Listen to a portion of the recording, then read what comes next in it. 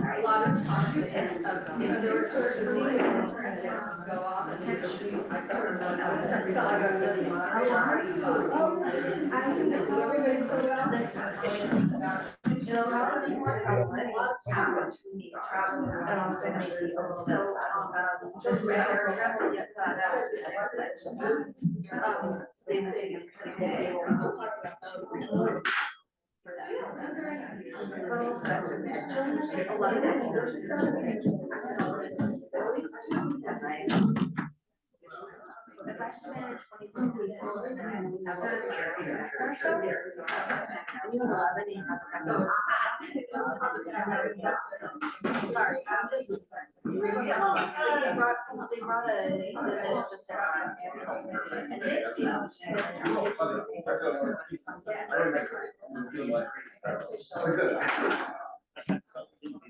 Oh, I can see that. I didn't realize that was a 2023.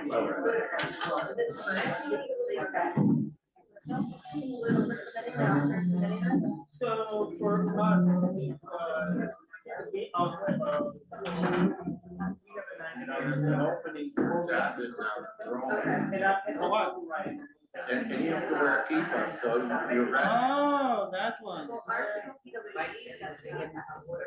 No, thank you. I don't think the pay is that good. See if you take it.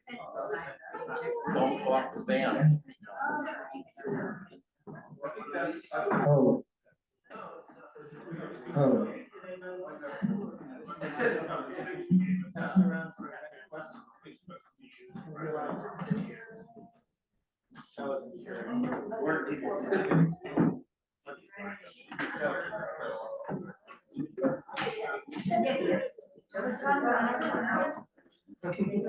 Okay, well, good morning. Happy Hole of the Bagel to all of you. I'm was called to do this out of a cancellation of our speaker who was supposed to come. There was a whole program that we met about a couple of times. The person who was supposed to be here this morning, at least so I thought, was Efrat Petel from the Jewish Federation. She's in charge of the Israel programming over there.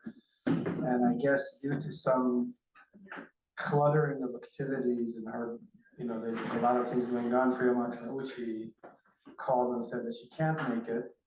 So first I thought that I'd cancel, but we canceled because, what are we going to do? And then I said, oh, well, let's just I'll come and we'll have a conversation about Israel, also taking into perspective that I just came back from Israel about 4 days ago. So things are still a bit fresh in my mind. Before we begin with that, I'd like to say that I was very happy to participate last evening in an event that took place at the First Methodist Church in 1050 Park Avenue? East Avenue? I don't even know all these Rochester places. East Avenue. It was an event in honor of the transgender community and kind of a vigil for Sam Noldquist, if you know who that is. A transgender was tortured and murdered, and it so happened that I was the Jewish representative at the scenery, which made me very proud to be able to show that we care as well. It was a very moving event. I met some interesting clergy from other, mostly churches, and one interdenominational organization in town, and I was kind of proud of the Rochester community that these things happen and that we can be a part of this. So never a dull moment, and just wanted you to know that that too happened, and that Temple Sinai was representing the Jewish agenda of that. So maybe really what I want us to have today is kind of I didn't prepare much of a talk since I didn't really have time to do so. I would like though for us to have an open conversation about Israel. We're approaching Israel's 76th, is it? 77th Independence Day, that's exciting. It's like a double seven, right? It's an exciting number. And maybe I'll give you a few snapshots from my visit. So my visit wasn't, rabbinic or political. It was really a personal one. When I left Israel about exactly a year ago, by the way, in April, late April last year, Israel was not in a good shape. The war was very, very intense. People were in great distress. There were missiles launched. I was there just a few days before we left. I think one of the Iranian assaults was there. What happened, and so leaving was difficult and kind of uneven. And in this respect, coming back now was met with, at least for me, with a kind of like a mixed heart. On the one hand, I wanted to come and visit the people that I love, which was the main reason for this visit. So I have parents there, I have two children over there, two sisters, one nephew, many cousins, 15 cousins at least, first cousins. One of my first cousins is 2 years old. I'm almost 50, right? We're the same generation, so I'm holding it, and it's like, yeah. I have a grandfather who's 99 years old. And he lives in Jerusalem, and when we went to visit him, so both myself, my wife Feliza, and him, we have birthdays in April around the same time. So we told him that we're going to celebrate his 99th birthday and our 97th birthday, because combined, my wife and I are 97 years old. You can try to figure out how that works. And then we try so we saw that he's still older than the both of us by 2 years, but then we try to think about the algorithm. When will we together will be as old as he is, and are we ever going to be older than him? You can try to calculate that in your head. Yeah, exactly. Good, Jim. Very good. Very good. Right. You scored the SATs. That's wonderful. Right. So these were everywhere we went was wonderful. The best time to visit Israel weather-wise is just now, March and April. Everything is green, everything not too warm. Jerusalem was booming with people. Tel Aviv was booming with people. Maybe I'll tell you about my. So Feliza had her birthday on April 17th, so we had a date in Tel Aviv, a long haul. We used to live in Tel Aviv, so it was 20 years ago. So at noon, we met my son and his girlfriend for lunch by the beach at a fish restaurant. And the beach was full of people, scarcely dressed, playing matkot, if you know what that is. It's like ping pong without a table. Right? And just hanging at the beach. Then we drove to our little boutique hotel in Jaffa, put our stuff in the hotel room, and rushed to Habima. Habima is Israel's national theater, where they had a stage, Hebrew and English stage production, live production of, if you know what is the movie Priscilla, Queen of the Desert, which 30 years ago, it's about 3 drag queens in Australia who were traveling through the desert in a bus to make some show and things that happened to them, and because it's an iconic film, cult film. 30 years later, they made so in Habima, they did that in the National Theater, and we were able to catch the last 2 tickets for the whole week on our birthday for the matinee at 5 p.m., which weren't even 2 seats together. So it ended up that we kind of told 7 people to please stand up and move 1 seat so that we could sit together. And I'm telling you all this just to give you a sense of how thriving and cultural and progressive Tel Aviv is right now. Then after the show, we walked down Rothschild Boulevard, which my first congregation used to be just around the corner, where I composed El Narefanala and all those places. And we walked down Rothschild Street, it's booming with people. We were not even 50 yet, each one of us, 97 combined, among the oldest people walking, young, vivacious people. Why we walked? Because we had to go all the way to the other side, to the end of the boulevard, to the Levantine area, where 20 years ago, I did my first Shabbat services at a certain avant-garde dance studio that was there. Back then, it was not a good neighborhood. You wouldn't want to walk there late at night. You go there now, there's a subway station. But all of a sudden, there's a subway. Oh my God, there's a subway. And the place is booming with restaurants and things to do. And again, young people with obviously a lot of money to spend. I know that because we went to a restaurant that is considered very fancy, and it's my wife's birthday, okay? So it doesn't happen every day. And the concept of the restaurant is that, again, it's drag queens who would every half an hour would make a number, as you eat. It's very kind of like, and again, I guess all those people are working in high tech, and I don't know how they can afford all those dishes, but I can't afford it, but we did because my wife's birthday, right? So we did it anyways. And the sense is that the place is just very thriving, right? And I'm kind of telling you all this to juxtapose maybe the sense that we get, because when we hear about Israel nowadays, you see war, you see bombings, you see destitution, you see casualties, you think hostages, you think Gaza, you think, atrocities, you think, whatever it is that you think, right? Is probably not what I just told you. And it continued. Then afterwards we migrated north to our village where we used to live, our community. Even had the weird experience of visiting our own home because we were renting it out to a family who was taking care of it. And we kind of walked into it like, oh, this is where we used to live, kind of funny and sad and emotional, but fine, really. And again, everything is green, people are having fun.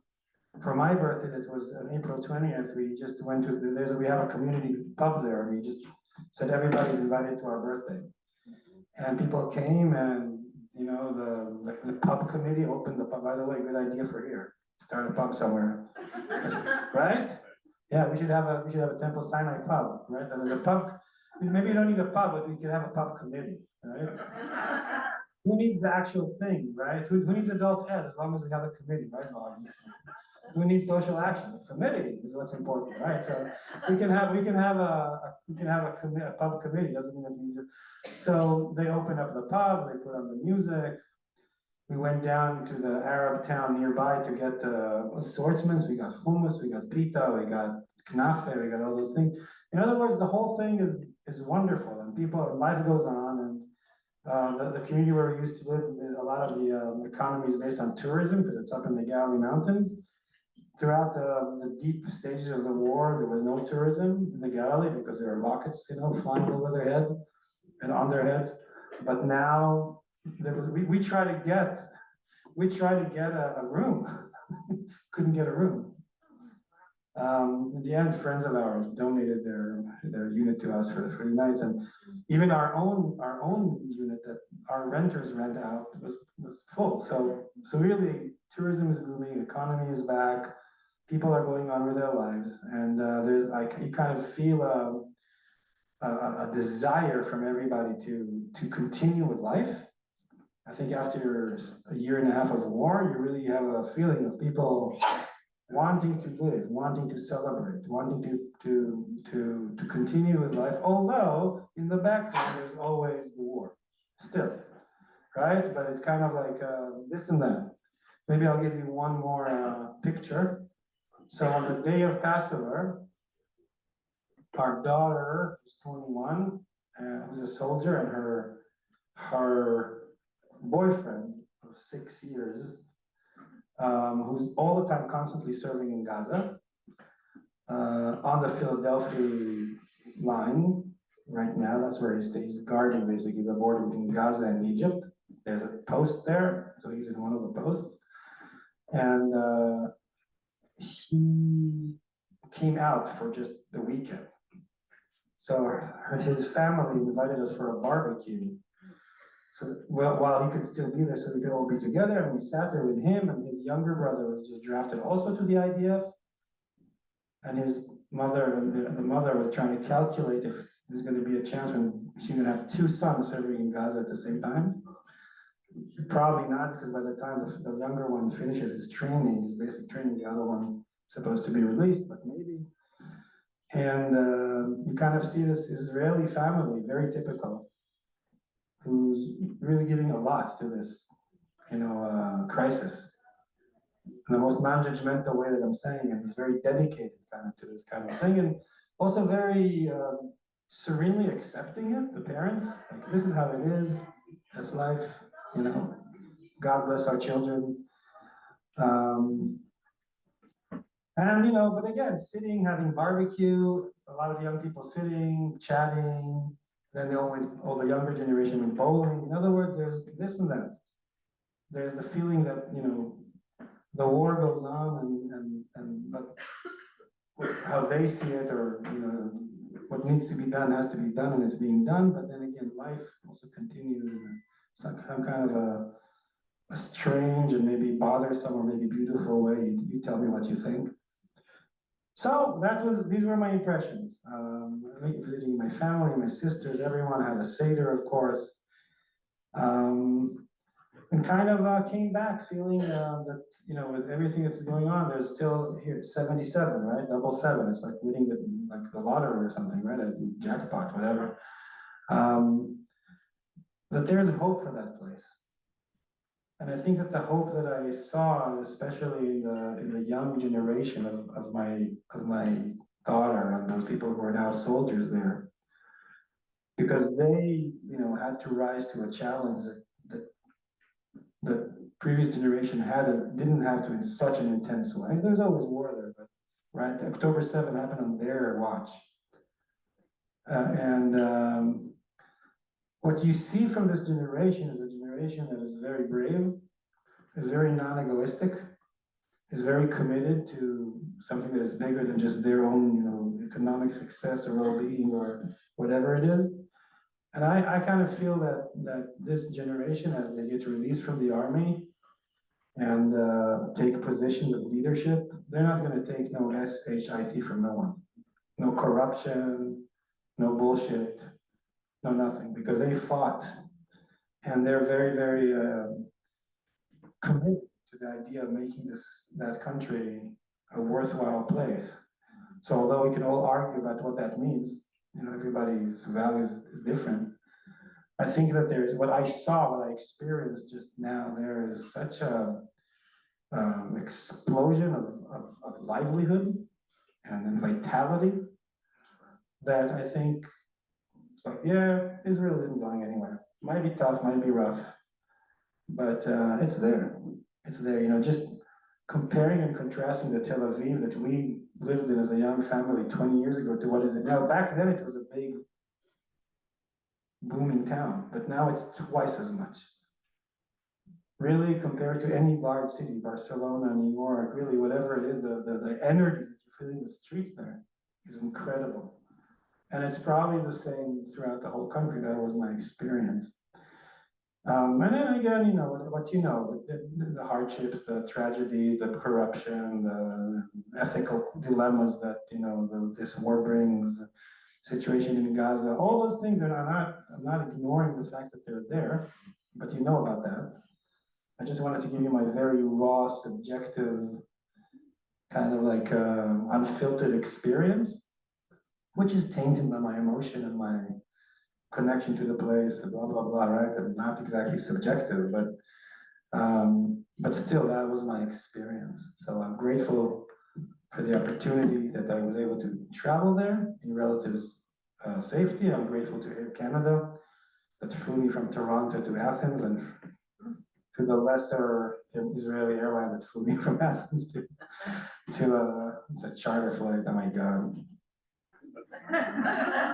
On the way back, it was this plane that the charter company leased from another company, but it was so obscure, there was no logo on the plane.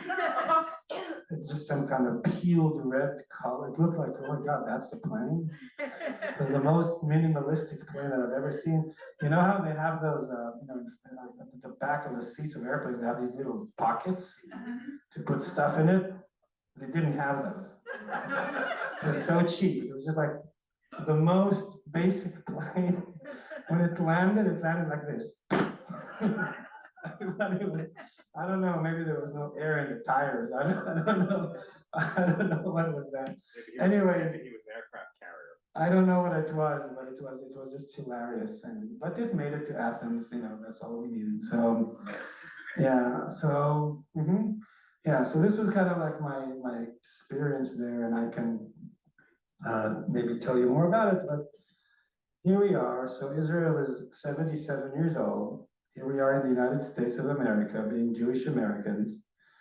Kind of wondering how all this meets all of you. I just shared with you my kind of some experiences that I've had there in the past 2 weeks. How do you all feel about the question or the issue of the topic of Israel, and what comes to mind when you think about it? There's a microphone over here, which we could pass to people who, so maybe Marcia could be the first one, the first brave. She could be the Nachshona. You know Nachshon? Nachshon? Nachshon ben Aminadab, according to the Midrash, was the guy who jumped first into the parting sea. According to a famous Midrash, and then we'll go to your question, Marcia, you can think about it meanwhile. Nachshon ben Aminadab, from the tribe of Judah, was standing with all the people of Israel, and when Moses parted the sea was about to part, but it didn't part. It was waiting for the first brave person who would jump into the water and have faith that the miracle will happen. In other words, the miracle didn't happen until at least one soul believed Moses and God that the miracle which should happen. And Nachshon ben Aminadab, he jumped forward. And the moment he did that, the sea parted for everybody else. Which is why when I was in Boy Scouts in Israel, it's actually in Israel, it's not it's boys and Girl Scouts together, combined. Very interesting. And I was in the religious version of that. Never mind. However, when you're like in 5th or 6th grade, you do something called Kfitzat Nachshon, which is a Nachshon jump. You jump over fire. Yeah, there's like a little fire, and you jump over it, you show that, and then you get a badge. You get like Kfitzat Nachshon, because you have to be brave to jump over and believe that you're going to be fine. So, Marcia, you're the Nachshon of this. I've already forgotten my question. Rabbi Allen and Rabbi Jan Katz's son, Rabbi Noah Katz, wrote a song about Nachshon. There you go. And it was one of the first things he wrote. My question was, how does your daughter's generation, your daughter and her friends, see the war ending in Gaza? What do they see as an outcome of this? Yeah, well, it's a great question. I'm not sure that they're thinking in those political terms. I can only speak for, I don't think that their particular opinions necessarily speak for the generation, but maybe in a sense they do. And even my daughter and her boyfriend are not exactly in the same place. She's a little bit more left-leaning, he's a little bit more right-leaning. However, I think that if I could, and also we don't talk a lot of politics. It's really, not advisable. I understand. Being with your own children? It's like, you're visiting Israel after you kind of dumped her in the war and escaped and left her there alone, and you feel bad about it, and you're worried about her, but then you go and you see that she's actually fine because she has her friends and she has her, right? But from what I did gather, they feel that the Israeli army must be in Gaza right now.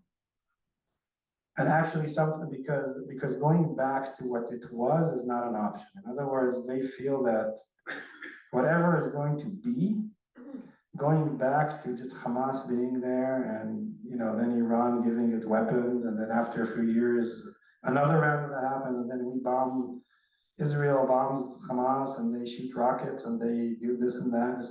That little dance, as far as they're concerned, has to not be an option. At all, ever. Okay, period, end of story. And they're very, very serious about that conviction, to the point that they're fighting and being there physically and willing to give their life to that. They're not just saying it, like we, see what I mean? They're very adamant about that.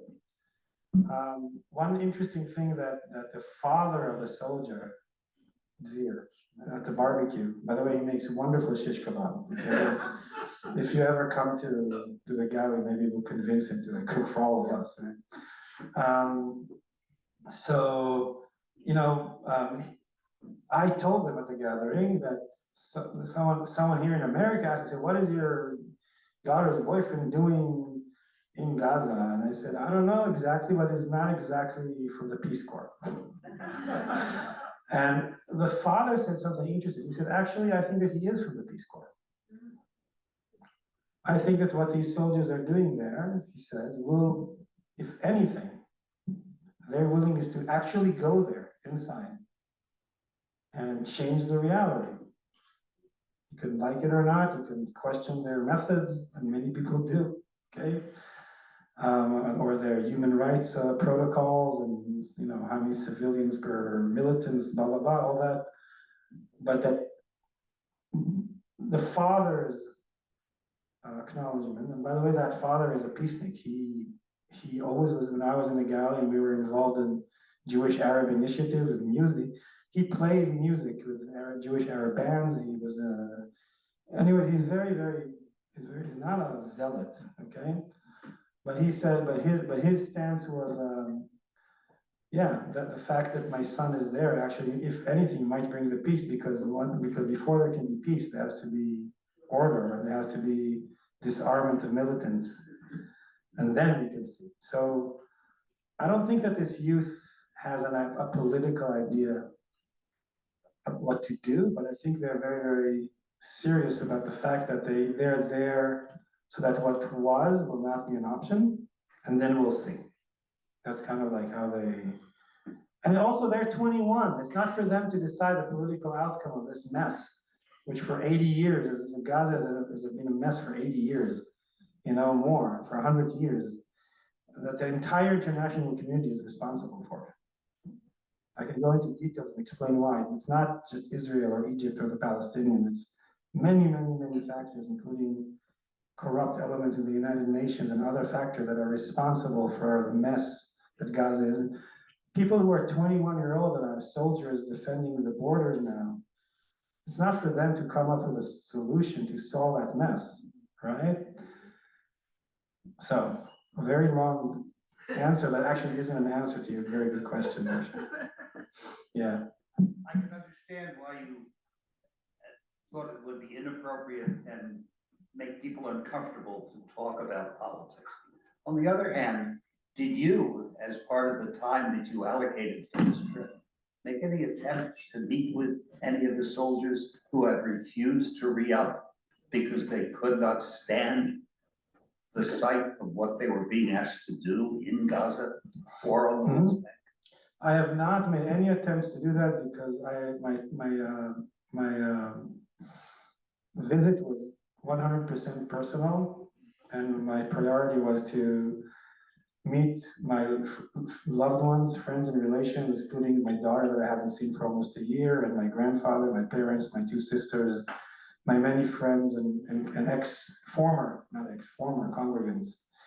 And that was very, very important for me. In fact, the only practical thing this was the first visit of this genre that we've had, which is what we call Bikur Moledet, homeland visit.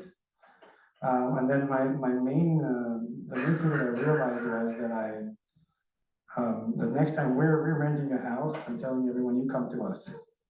Because what we did is, and it became very problematic, like how do we even, from all the people that we want to see and that we love, how do you go and not offend anyone, and how do you meet everybody? So I was very, very deliberate not to make any political or any kind of official visits to anything. However, that thing is not removed from my family, because my family itself. We have people who are like, well, my daughter's boyfriend who's in Gaza, but we have people in my own family who have refused to serve because of ethical, I don't know, stances.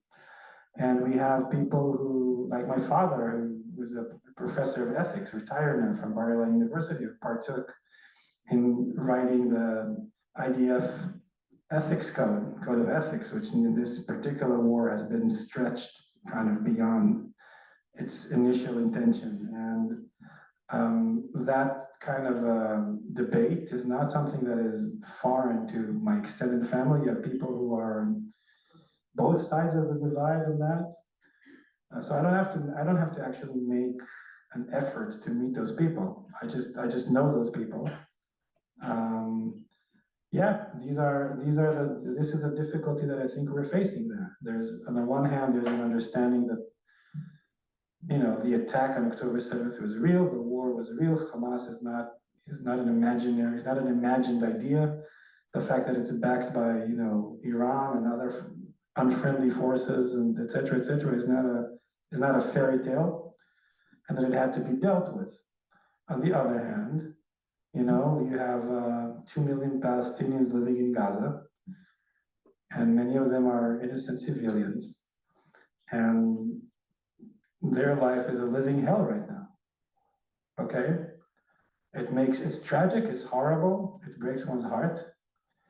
And I think that many people in Israel are caught in that dilemma. But I'd really like to phrase it and say it's a dilemma. It's not black and white. It's not an easy thing to do. If it were, we'd know what to do about it.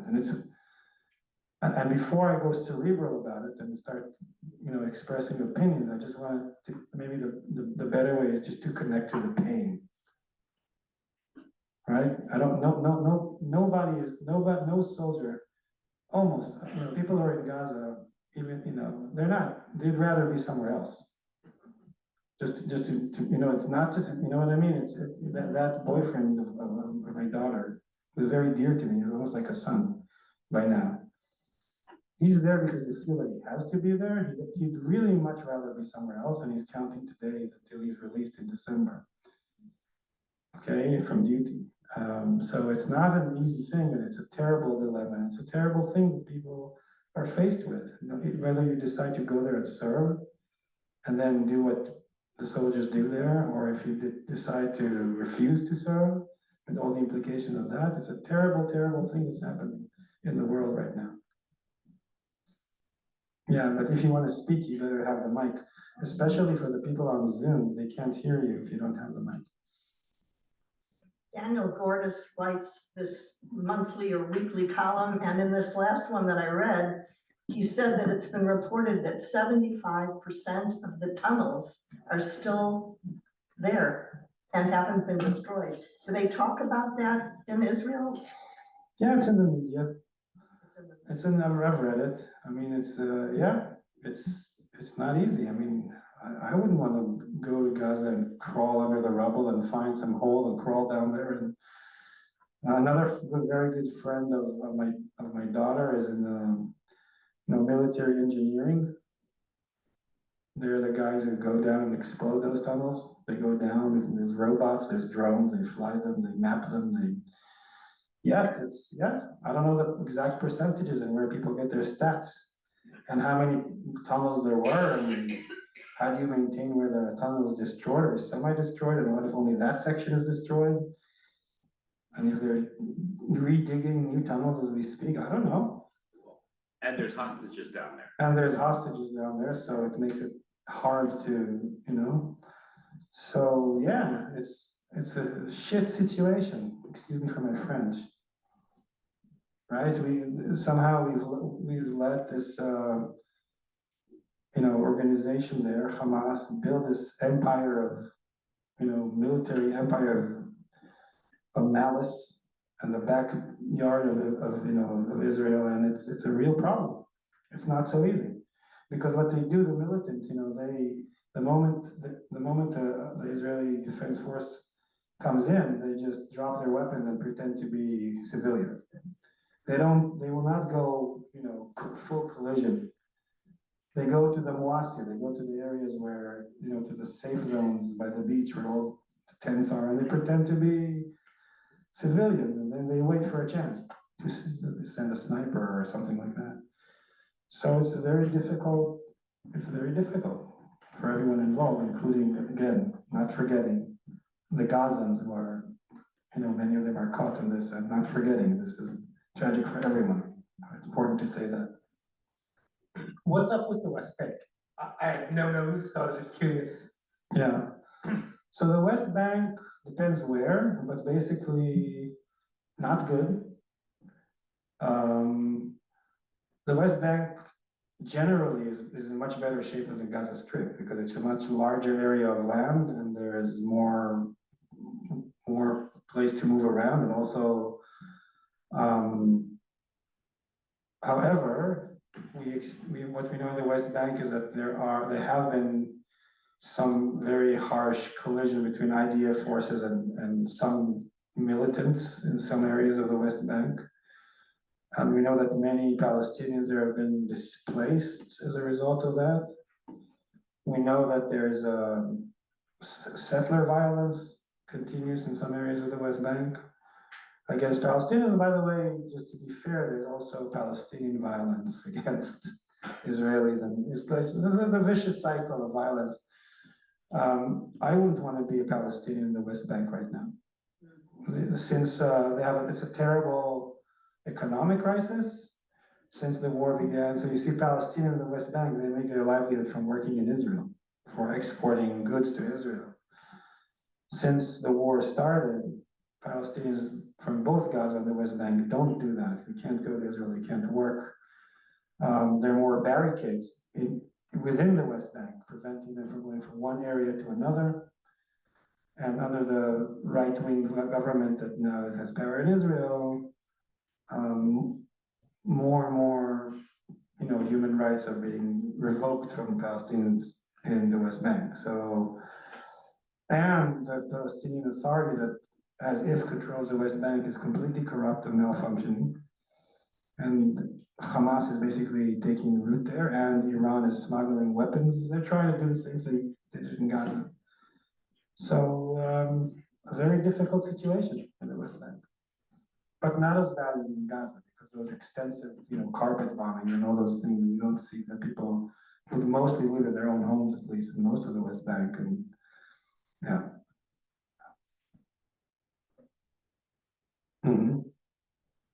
Our next field trip is going to be to the West Bank, okay? We can, by the way. We can go to Israel. There are parts to the West Bank that you can go to. We can do that. I think we should, by the way. Would that include the zone in the West Bank where houses are being demolished? Well, I wouldn't imagine that we'd be allowed into areas that are, in active fighting right now. But I'm pretty sure, but it is possible to visit parts of the West Bank, even now, in relative safety. So I wouldn't take you into like a war zone, unless you really, really want to. We can have for advanced, but yeah, I think it would be interesting to go there someday and see for our own eyes. All right, so I have another hard question. Oh my God, you're all over the place. How many Marshall Birkins are there? Many sides. Weren't you just over there? I know that, or I think that during Trump's first term in office, there was a lot of Israeli support for him. If it's good for Israel, it's good for the Jews, was a phrase I heard often in the Orthodox community here. Given the right-wing nature of his current term, is there still the same support in Israel? Do they see him more like what's happening in Israel? Has their opinion changed, is basically my question. I think the short answer is yes, there's a tremendous support for the Trump administration in Israel. And I think that many Israelis feel that he's got Israel's back in a way that the previous administration did not have, and I would not necessarily negate that, because the facts speak for themselves. I'll give just one example. Now the United States is fighting the Houthis in Yemen. Before they were as if, okay? And that is not even precisely about Israel. The Houthis are, a terrorist group that is preventing, world trade from flowing through the,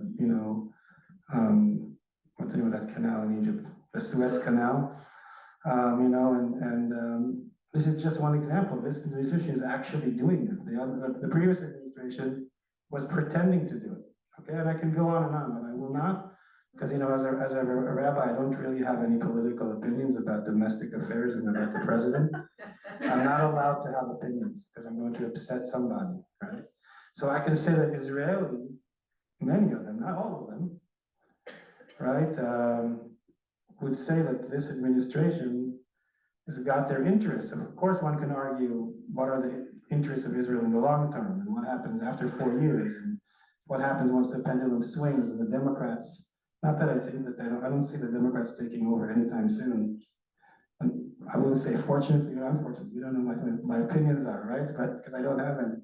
But to say that what happens when the pendulum does swing back, or what's the long-term interest of Israel, but how Israelis perceive it right now, I think all in all, they would support Trump. And by the way, Israelis aren't stupid. Israelis can differentiate and say, while we support Trump's policies on Middle East issues, we can identify that he can pose as a threat to American democracy.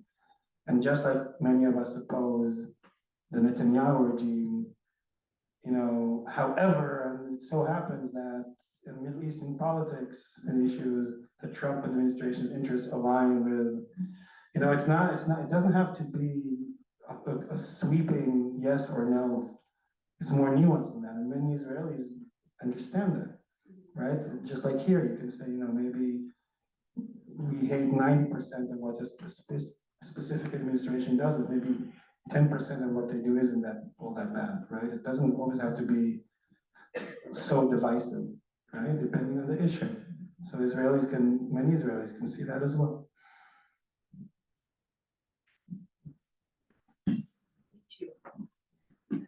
Part of the Me Too movement. That mic in the throat. Actually, I have a question about the vote that needs to go in before May 4th. You mean the World Zionist Congress? World Zionist Congress. All right. So, locally, well, not just locally, the National Council on Jewish Women support the Hatifa slate. Mm-hmm. And I know that, I understand, and for good reason, that you would like people to vote for the reform slate. And I wonder if you could, maybe that's not true, that was my impression, but I wonder if you could talk about some distinctions there to help those of us that are trying to sort that out. Right. I wish I could. I'm really not an expert on the World Zionist Congress. Maybe I should be more learned about it. I currently know about the reform slate. Now I just learned about a Tikva slate for the first time from you. I don't know anything about them. I know that our member Sharon Shafrir, for example, is running in another slate, which is the kind of like a former Israelis in the diaspora, and they're trying to get in. And every time I open my phone to look at the Ynet, I see an advertisement for them.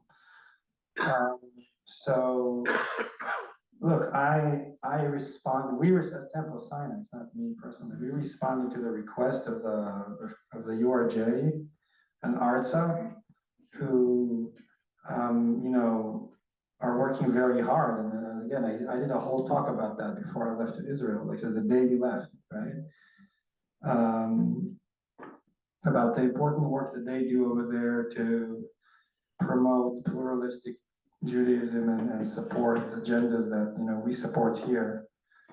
But having said that, and then we try to get our peeps here to vote for the reform and conservative party, the World Zionist Congress, and especially to block the Orthodox one, and because a lot of money is at stake, but I don't know to say that Hatikva or Sharon Shafrir's list are bad or that they are less worthy of voting. Go to the internet, read what their agendas are and play the democratic game. And unlike the ultra-Orthodox, I'm not the kind of rabbi who tells their people who to vote for. And even if I did, no one would listen to me. Who cares what he thinks? Right, do your due diligence. God bless you for caring so much for this. Be a learned voter and vote for the party that you think represents your ideology the best. Thank you. I took the liberty, with your permission, of a one-page handout of the Hatikva platform. Oh, very good. It was not very democratic for a temple to endorse the Reform Party. Not that you When- need this, but. Because a lot of us are very impressed by the Hatikva Party. Yeah. Because one of its delegates and the founder of it is Jeremy Ben-Ami, Mhm. the J Street organizer, Mhm. founder, which feels that a two-state solution is the only long-term solution. Mhm. So I passed that out, so it's because this way you won't have to go searching to find out the platform. I think the party is already have been told about the platform of the Reform Party by the temple. Yeah, well, so again,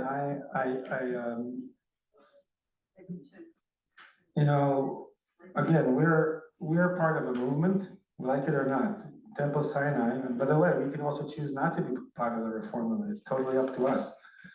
Our treasurer, I think we pay them how much? $30,000 a year for this privilege, right? Some people might argue that there's better things to do with this $30,000, but $30,000 annually. But we are, for better and for worse, part of the reform movement of the URJ, and that reform movement, has its sister movement, the IMPJ, Israel Movement of Progressive Judaism in Israel, and the World Union for Progressive Judaism, and we work together to achieve common goals, right? And when the elections happen, it's only natural that the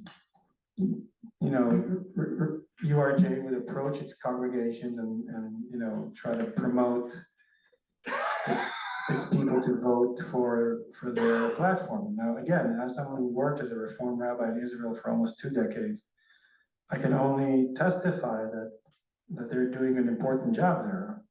Having said that, are they the only ones doing an important job? Are there other options? You guys are intelligent people. You grew up in America, which is still a democracy. That's elections. Everybody competes for the vote. You hand out that paper, somebody else will hand out another paper. This one will do that event, this one will do another event. I can tell you that when I was invited to, I was very upset because I was invited to a birthday party of some congregant here with a very cool karaoke program and a very cool joint in town.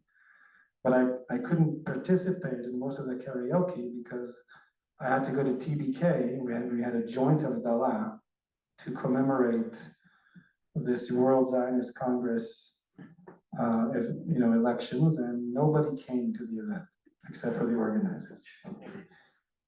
So which kind of made me feel well. I asked Vicky Finifrock. She came. She made the whole plan, and nobody came. Rabbi Stein was there. I was there. Cantor Brown was there. Elise came because she's the president. Joe Wojciechowski came because he's married to the president. Feliza, my wife, wasn't there. She goes to the karaoke. She doesn't care about it. She goes where it's fun and joyous to her. That's her life philosophy, and she's very smart, right? So in other words, I'm only saying it to say maybe this is like a feeler. I don't know how much people here care for this and how. So again, this is a democracy. Everybody will vote to the party that they feel represents their opinions and their values the best, and may the better party get more seats. What can I tell you?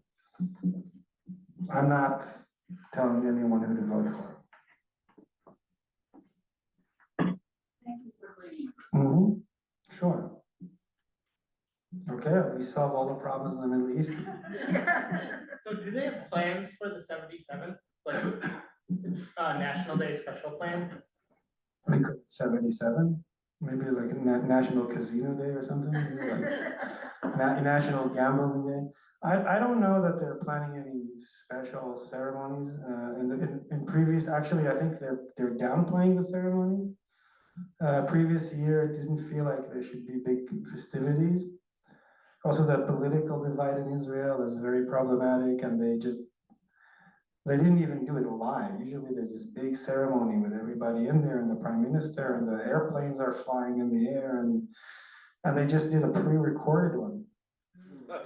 Yeah, because they were so afraid of, people yelling things against Bibi at the,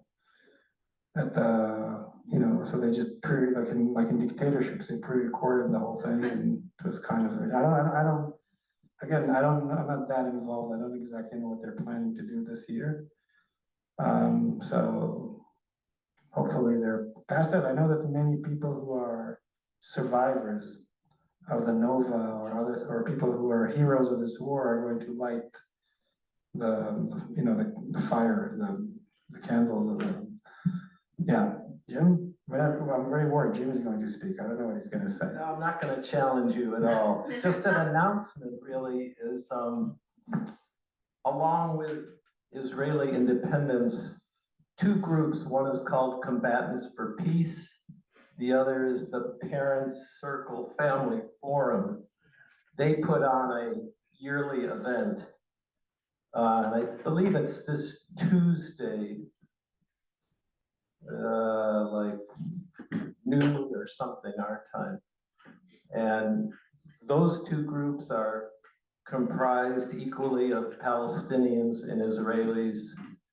And throughout all this war, they still hold out a vision of cooperation and coexistence.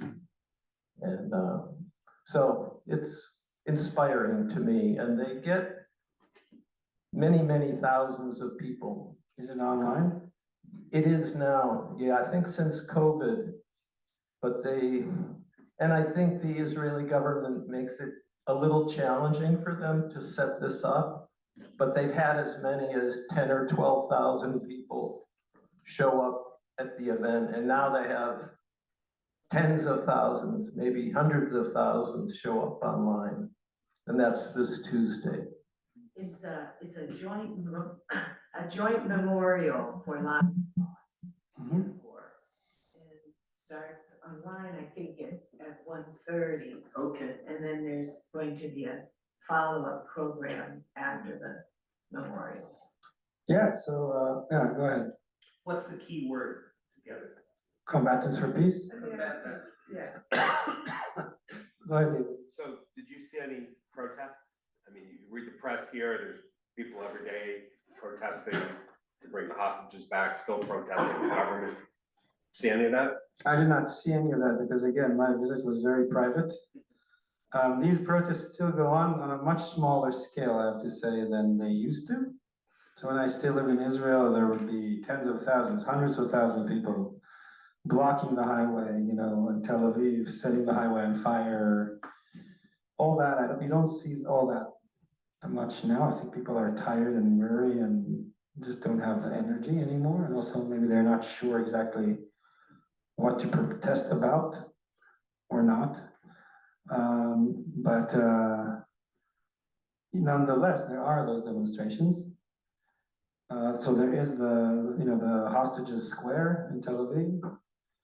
And you'd see things going on there constantly, again, but not at a larger scale as it used to be. And there's also an occasion protests that are more political nature. A lot of tension now revolves around the fact that the Prime Minister Netanyahu fired the head of the Secret Service, Ronen Bar, for dubious, questionable reason, if I may say so. And many people feel that this is yet another threshold on democracy and kind of like, we're just gonna fire a head of a Secret Service because there's investigations against me. Qatargate, I don't know if you're following all that stuff, but so there's a lot of controversy about that. And when that happened, the demonstrations seem to have grown a little bigger, but they're not huge as they used to be. People are tired. How many years can you go and protest and protest and protest? And the police is violent against protesters. You know, yet I would say that I think that I see much, and that is something to say in favor of Israeli democratic kind of like culture. I see still much more of a protest culture in Israel still now than I see here in the United States, by far.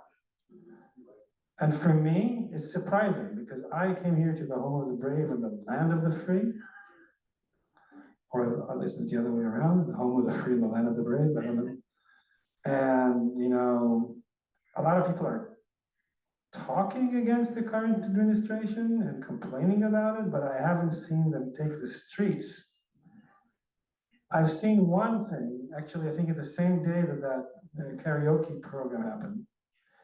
They said 5,000 people in Rochester stood, but I saw and I couldn't go. I had to go to karaoke and to the other event, but you know, with all due respect to protest, karaoke is more important, right? But however, you know, yeah, so you saw some nice people standing with some funny t-shirts. It didn't come to the level of kind of like a civil disobedience, like civil, what's the name? Disobedience that you see in Israel. People are like going there and risking being arrested and are like blocking streets. And one interesting conversation, in fact, that I had at the karaoke party, which again, I only could not really participate in at all because I went to the unneeded event at TBK, but the World Zionist Congress, nobody cares for apparently, except for you, Sandy. You're really thinking, who should you vote for? Even you care, but apparently not too many, right? So I met a very interesting African-American lady who's an elder at one of the churches on the other side of town here. And she told me that, she said, we do not participate in this protest. And I asked her, who is we? And she said, us, people of color. We are not part of a protest against the current administration. And I asked her, why? And she said, well, for one thing, we're fed up. We weren't, and for many years we said, and now that it's happened, it's like, the hell with it. And, you know, we can't be part of that. It's like, What's happened? Sorry. The Trump administration has took over and is taking the liberty of everybody else and allegedly, again, I don't have any political opinions. I don't even know who Trump is. But I'm just quoting her. I don't even know that she represents the entire we that she said that she represents. However, and then she said, listen, we're also afraid. Because when we come, the demonstration ceases to be, you know, everyone posting on Facebook their smiley hippie shirts and standing there eating ice cream and saying Trump is a terrible president, etc. When we come, said the African-American elder from the church on the other side of town, it becomes ugly and violent and nasty. And we just don't feel that we can go there right now. We're not as invested in that. Right, so I just want to say, I'm a newbie in this country, at least as an adult, with this, you know, and I'm just reflecting, like mirroring to you what I'm experiencing and what I've heard. So maybe it's true, maybe it's wrong, maybe it's random what I heard. It's just interesting to see that with everything, and you can criticize Israel all you want, there are more protests right now in civil disobedience, and people who are willing to get arrested and put their freedom on the line and get a criminal record and blah, blah, blah, blah, blah, or soldiers who will refuse to serve, which is not an easy thing in Israeli culture. It's I don't see a percentile of that over here, other than people complaining. And I'm not even telling you this is something that we should do. I'm just saying that I'm observing it with interest. Americans, maybe they don't care, or maybe it's not really as bad, or maybe it doesn't really affect most people's lives in a way that's worth it for them to take the streets, or they're just too busy watching football and eating pizza. I don't know. right? But just a reflection. Joyce wants to say something. Oh, online? Which I knew she would. Yeah, go ahead, Joyce. Come and refute my thesis here, because I know that you're like protesting every day. Actually, Rabbi, I'm quite delighted to, with all respect, while you were gone, many things happened. On April 5th, there in Rochester alone, there were 4,000 people out at Cobb's Hill Park, and there were, I don't know how many hundreds of thousands of these protests all across the country. Last Saturday, there was almost as many people at Martin Luther King Park. There are hundreds coming out for rallies in between, and this Thursday, which is May Day, which in this country has always been a union supporting day. It's the next big rally supported by all of these groups that are promoting resistance, and it's going to be at the Genesee Stream. It's on by the river across from the University of Rochester. And I expect there will be thousands of people there again. I'd like There to you go. speak So I'm glad to be on wrong, or maybe I'm not Joyce's. glad to be wrong, actually. I don't know, again, no I- opinion, I- but I'd like to speak. fact check from Joyce Herman here. I'd like to speak, please, from Maryland here. I get AOC's emails. I don't contribute directly to her, but she does get in touch. She and Bernie Sanders have been going across the United States. Tens of thousands of people are showing up in convention halls to see them. You will not see this in the papers.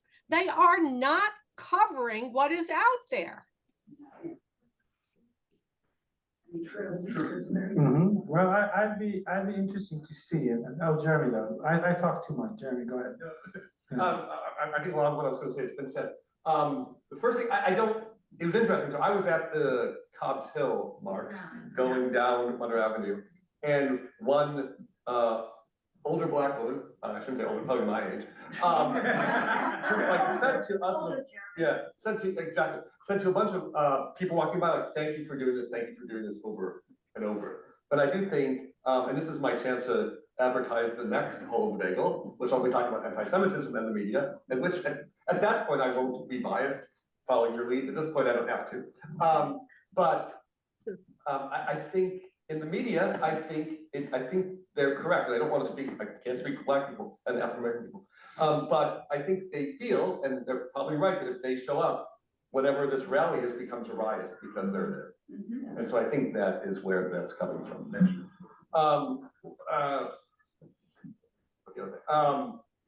One thing I think about, and I think whether or not protests in this country are comparable enough, and this is sort of my own thoughts on this, is that that the size of the US is both a plus and a minus when it comes to these things. I think we as people kind of feel like, oh, we're here in this suburb, in this blue state, and we're kind of safe, which might be kind of true. But I think that limits to some extent as much protest as there could be. But I also think that there's a sense of what is this really going to do? So as much as it's wonderful, and I've been part of some of these too, I think because we're not in DC, where you can be in the capital in Israel, like I think there's a sense of, which I always feel like even when I do go and I want to go and I want to support these things, I go, is anyone caring? And so I think there's that struggle of the size of our country in terms of the effectiveness. Can I speak from Maryland? Is that okay? I don't speak from Maryland and then we'll, go ahead. Okay. Well, our senator, God bless him, went to El Salvador. You know, I was frightened he'd never come back. The country, right? Yeah, Okay. All right. And he showed tremendous courage in going there, and we are very proud of him. And it sent representatives there too. The Garcia case, if people have to wake up this minute, this is against all of us. And I think for the first time, I felt what African Americans must feel like in this country, that people didn't understand that an attack against African Americans is an attack against all of us. And if they don't show up now, I can understand their disgust. All right, thank you, Marilyn. Oh, people are getting fired. It's right here. It's right here now. That second, our rights are, we're all, people are getting swept up off the street. That's true. Yes, yes.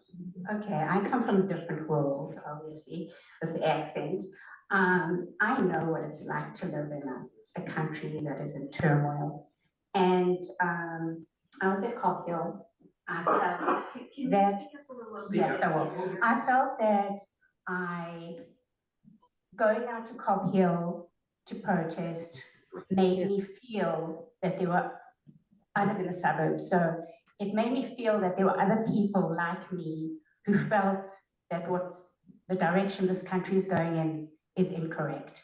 And I think it is so important for us to get out of our houses, go down and be with like-minded people. Yes, maybe it's not what we really want when we see the protesters out there, but I think it's building, and I think it's incredibly important.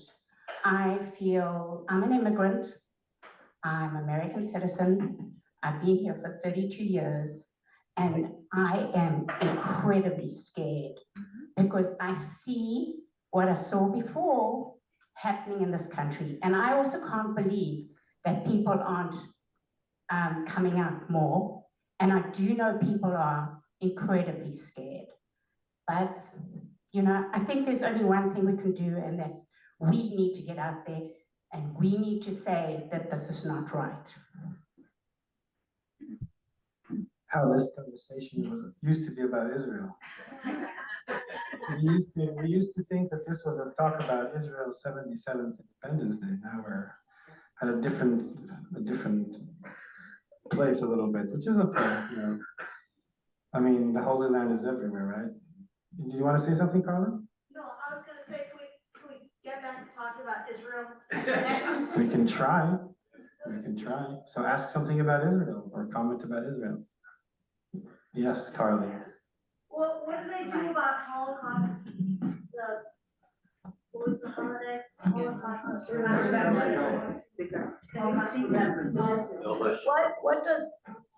What does Israel do for Holocaust Remembrance Day?